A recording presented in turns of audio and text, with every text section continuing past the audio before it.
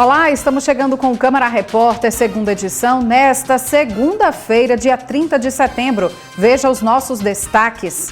Após mais de uma década fechado, o Teatro Sandoval Vanderlei reabre suas portas para a comunidade. Vigilância Sanitária orienta sobre o descarte correto de termômetros e medidores de pressão arterial com mercúrio. Quase 90 locais de votação sofrem alteração no Rio Grande do Norte. A partir de hoje, também vamos começar a apresentar os perfis dos candidatos a prefeito de Natal, sendo 2 por dia. Tudo isso e muito mais no Câmara Repórter, segunda edição, que está no ar. A cultura em Natal ganhou de volta um novo palco. O Teatro Sandoval Vanderlei, no Alecrim, foi reinaugurado nesta tarde, depois de passar anos em reforma. A festa foi marcada por apresentações culturais.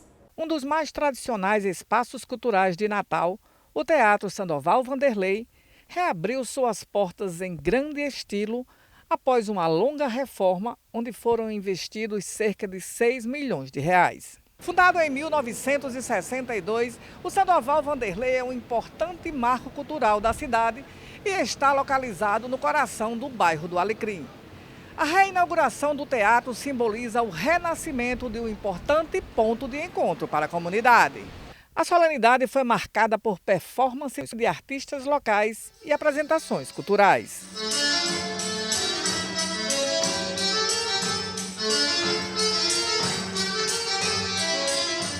O espaço passou por uma modernização completa, como melhorias na infraestrutura, renovação do palco, nova iluminação e som de última geração.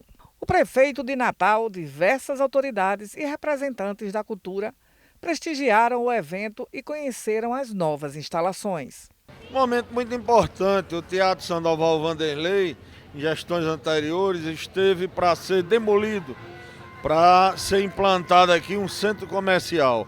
Nós discordamos, recebemos uma comissão de artistas da terra pedindo para manter o Sandoval Vanderlei e nos comprometemos, ao invés de demolir, ao invés de fazer a transação prevista, nós nos comprometemos a reformar, modernizar, melhorar o teatro e devolver de volta aos artistas, produtores culturais aqui da cidade de Natal. Mais um espaço importante para apresentações teatrais, peças, shows, solenidades aqui na cidade de Natal. Agora nós temos um teatro multicênico, né? Então todo o cenário pode ser preparado de acordo com a produção do evento. Nós temos um investimento muito alto na parte de iluminação e de técnica mesmo de som, que possibilita que qualquer produção seja feita nesse cenário.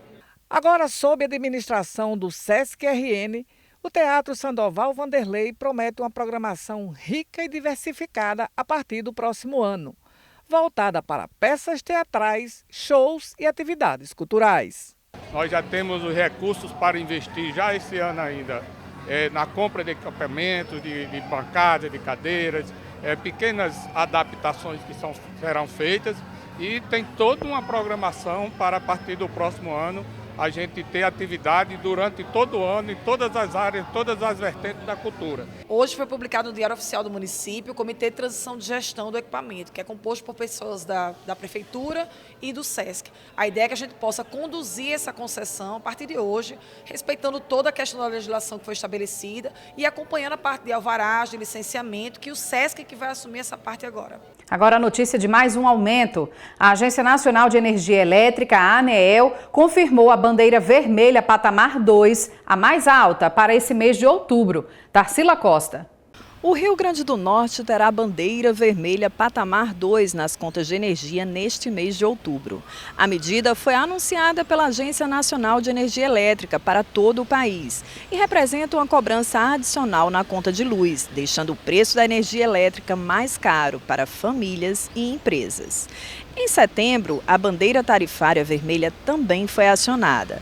Com a bandeira vermelha patamar 2, a tarifa aumenta a R$ 7,88 a cada 100 kWh. O consumo médio de uma casa brasileira na zona urbana é entre 150 e 200 kW sem o uso de ar-condicionado. E a Anatel publicou novas regras para o funcionamento de serviços de telemarketing. Agora as empresas estão impedidas de usar vários números para ligações. Edesiane Moreno tem mais detalhes.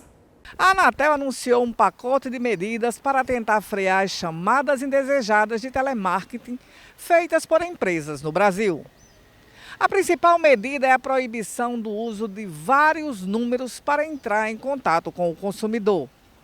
Outra medida foi a criação do novo canal de denúncias. As empresas devem usar as informações recebidas para identificar o usuário e a empresa de telecomunicações que originou as chamadas. O não cumprimento das medidas determinadas pela Anatel pode levar a multas de até 50 milhões de reais.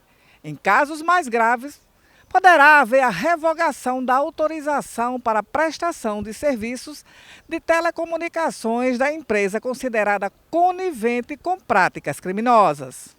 A seguir, a gente traz informações sobre vagas de trabalho e orientações para o descarte de termômetros de mercúrio. Voltamos em instantes.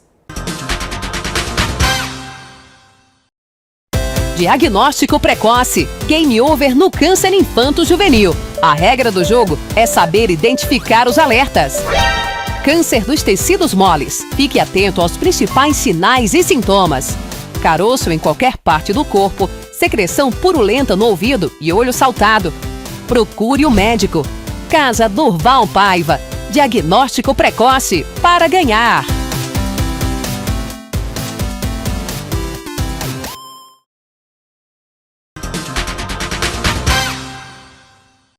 Um golfinho foi encontrado morto nesta segunda-feira na praia de Ponta Negra. Segundo banhistas, o corpo do animal encalhou na orla no início desta tarde. Pesquisadores do Centro de Estudos e Monitoramento Ambiental, o CEMAM, foram informados sobre a ocorrência e foram até o local. De acordo com a veterinária do CEMAM, o animal era da espécie nariz de garrafa, comum na costa potiguar. A análise inicial apontou que o animal apresentava ser saudável e possivelmente morreu ainda dentro do mar antes do encalhe. O corpo apresentava uma marca parecida com um corte. Então, há suspeita de que esse encalhe, a morte do animal, esteja associada com alguma interação humana. Mas os laudos devem sair ainda em alguns dias. A Vigilância Sanitária está com orientações para o descarte correto de termômetros que tiveram a utilização comercial proibida. Tarsila Costa. O mercúrio é uma substância altamente tóxica e volátil. E ele está presente em alguns modelos antigos de termômetros e medidores de pressão arterial. Eu estou aqui com o João Rafael, que é engenheiro sanitarista da Vigilância Sanitária, para saber que medidas, qual a forma correta de descarte, né? Porque uma resolução que foi passada na semana anterior, né, isso, no dia 24, ela tem novas diretrizes em relação a isso. Então, qual a melhor forma de descarte desses equipamentos mais antigos que têm essa substância? Ok, na verdade, essa última RDC Anvisa, ela atualiza uma resolução de 2017, né, que proíbe o uso de termômetros. E agora proíbe o uso de medidor de pressão que usem mercúrio, né? E aí, assim, existe uma forma correta para quem ainda tem esses equipamentos em casa, que tem esse material que muitas vezes pode quebrar ou, de repente, pode estar numa gaveta, mas precisa ser descartado de maneira correta. Qual seria a forma correta realmente de descarte para que isso não contamine um solo, não prejudique a saúde, por exemplo, das pessoas na comunidade no entorno? Bem, se você tiver algum desses aparelhos, né, o tanto de medir pressão com mercúrio como os termômetros, você pode levar para uma central de recolhimento de materiais reciclados, né? Caso ele tenha quebrado, né, você tem que recolher esse material com a ajuda de uma seringa e de um cartão, colocar num depósito rígido, de plástico rígido, de vidro, cobrir com água, fechar e levar para uma empresa de reciclagem, licenciada e especializada no recolhimento de produtos perigosos. Aqui no Rio Grande do Norte, você sugere algum local desses que poderia recolher esse material? Bem, aqui de cabeça eu lembro da Natal Reciclagem, né? Mas o público pode buscar saber de outras empresas que fazem esse recolhimento. João, obrigado pelas informações. E você que está em casa, lembra, essa substância é tóxica. Ela não está presente mais nos itens que são comercializados hoje em farmácia, mas em itens antigos que você pode ter em casa. Então, todo cuidado é sempre necessário para evitar uma contaminação e um problema mais sério. Agora, uma oportunidade de trabalho para jovens que buscam o primeiro emprego. O SENAC está com um processo seletivo aberto. Simone Silva conversou com uma representante da instituição e tem mais informações. Nesta terça-feira, o SENAC abre um processo seletivo, direcionado principalmente a jovens acima de 18 anos que buscam uma colocação profissional. Para falar sobre este assunto, eu vou conversar com a Rose Câmara, que é gerente de carreiras do SENAC. Rose, que processo seletivo é este? É um processo seletivo para a empresa Teleperformance. Ele vai acontecer amanhã na unidade do SENAC Centro, na nossa escola técnica, a partir das 8 horas da manhã. Quantas vagas serão disponibilizadas? Nós temos 400 vagas, né, podendo ser contratado mais que 400, tá? Mas inicialmente são 400 vagas de emprego. Quais são os pré-requisitos para quem está interessado aí nestas vagas? Olha, essas vagas, Simone, elas são direcionadas mais para o público jovem, aquele público que está no início da carreira, que quer uma primeira oportunidade de experiência profissional. Inclusive, a gente indica demais que eles se permitam viver uma primeira experiência profissional, né? E esse cargo ele não está requisitando experiência, então basta possuir um ensino médio completo, tá? Ensino médio, levar o currículo junto, né, ou digital ou impresso, não tem problema. E se falar um segundo idioma também será muito bem-vindo, tá? Essa vaga profissional é para atuar em que área da Teleperformance? É para atuar no teleatendimento, tá? O nome do cargo é Expert de Atendimento, que é basicamente aquele operador de teleatendimento. Olha, eu conversei aqui com a Rose Câmara, que é gerente aí de carreiras do SENAC. Lembrando, amanhã, a partir das 8 da manhã, aqui no SENAC Centro. Então fica aí a oportunidade, não vai perder, hein? A seguir, a gente traz informações sobre o processo eleitoral nesta última semana que antecede o dia da votação. Também tem a apresentação dos perfis dos candidatos a prefeito de Natal. Não saia daí que nós voltamos já. Diagnóstico precoce. Game over no câncer infanto-juvenil. A regra do jogo é saber identificar os alertas. Câncer dos tecidos moles. Fique atento aos principais sinais e sintomas. Caroço em qualquer parte do corpo, secreção purulenta no ouvido e olho saltado. Procure o médico. Casa Durval Paiva. Diagnóstico precoce para ganhar.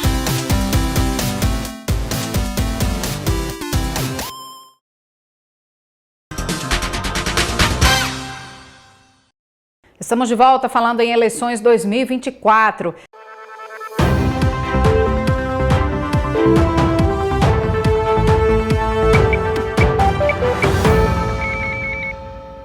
E faltando 7 dias para a votação, é importante decidir o voto para prefeito de Natal. Para ajudar nessa decisão, nós exibiremos a partir de hoje os perfis dos 6 candidatos a prefeito de Natal. Serão 2 por dia até quarta-feira.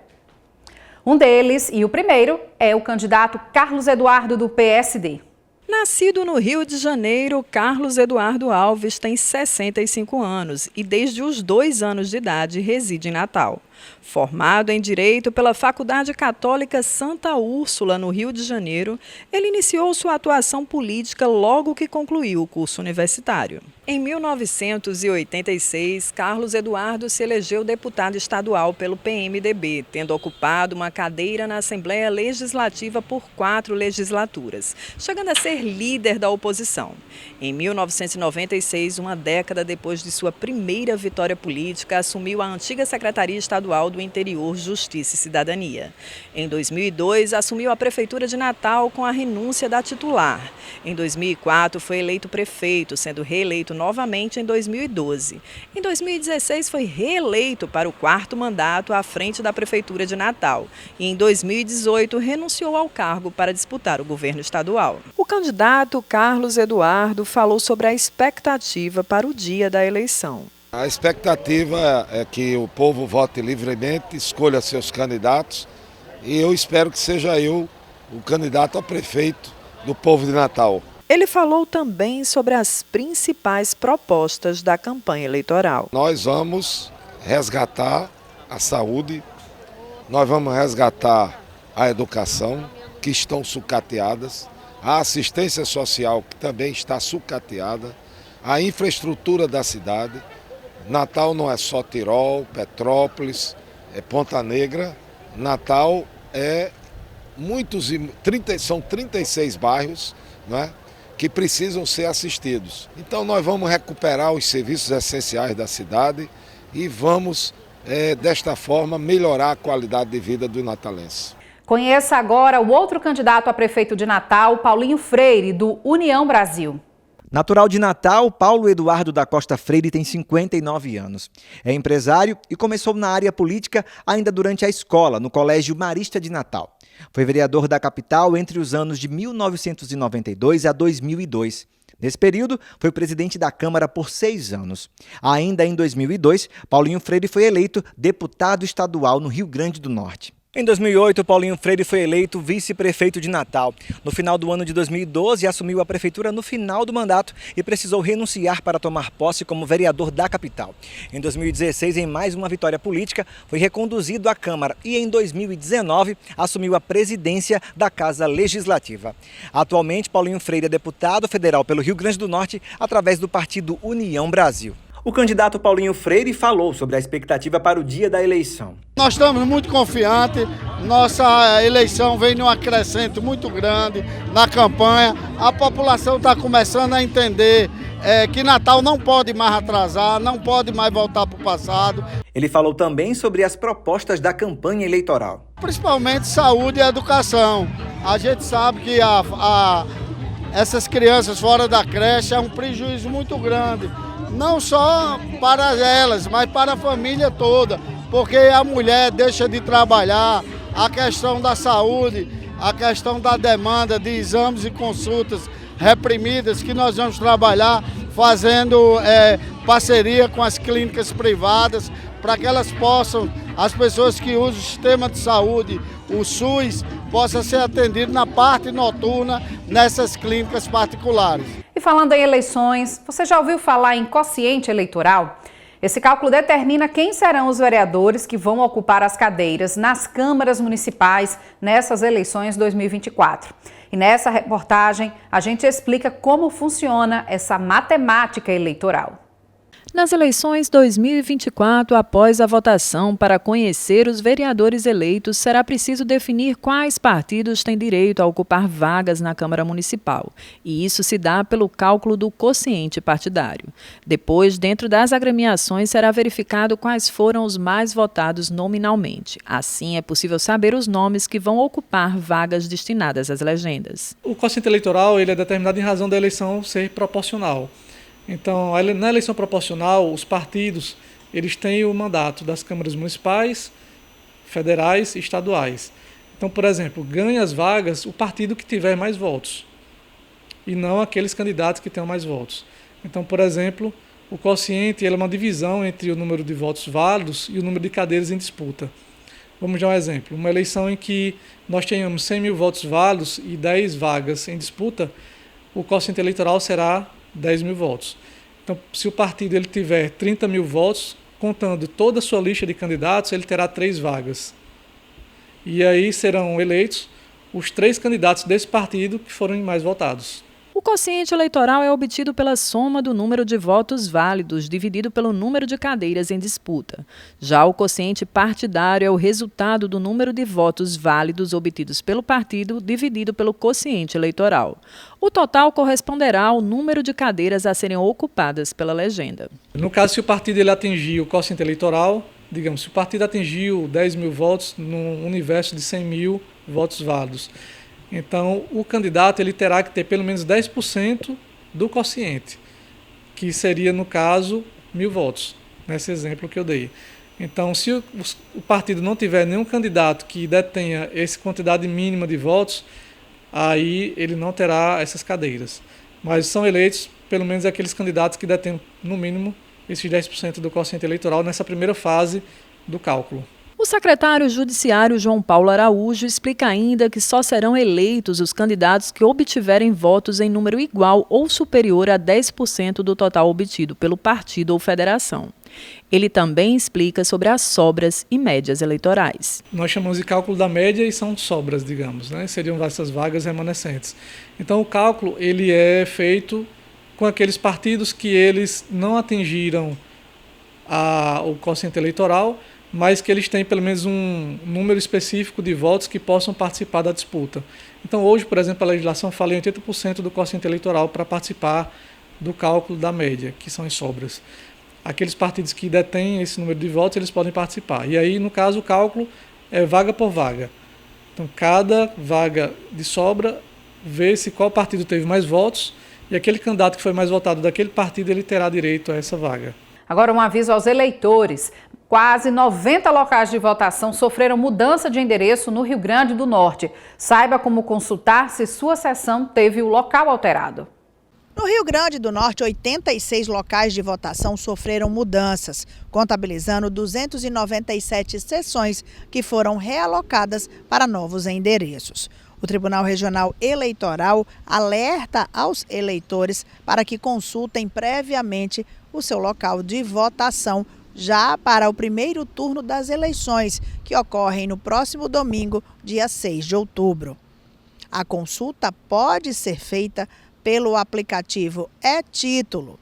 Quem solicitou no tempo correto a mudança de local já terá os dados atualizados no sistema. As mudanças ocorrem em virtude de fechamento, reforma ou interdição de escolas ou prédios públicos. Também é possível consultar o local de votação pelo site do TRE-RN, que está aparecendo agora aí na sua tela. E também pelo Disque Eleição, no número 0800 084 6464. Saiba mais sobre o funcionamento do Disque Eleição. No primeiro turno, do dia 30 de setembro ao dia 4 de outubro, de segunda a sexta, das 8 às 14 horas. No sábado, dia 5 de outubro, das 8 da manhã às 17 horas. E no domingo, dia da eleição, das 6h30 da manhã às 17h30. E essa edição do Câmara Repórter fica por aqui. É você que nos acompanha. Obrigada pela audiência. A gente volta a se encontrar nesta terça-feira com notícias atualizadas aqui da nossa cidade, sobre as eleições e também sobre tudo o que acontece na Câmara Municipal. Tchau!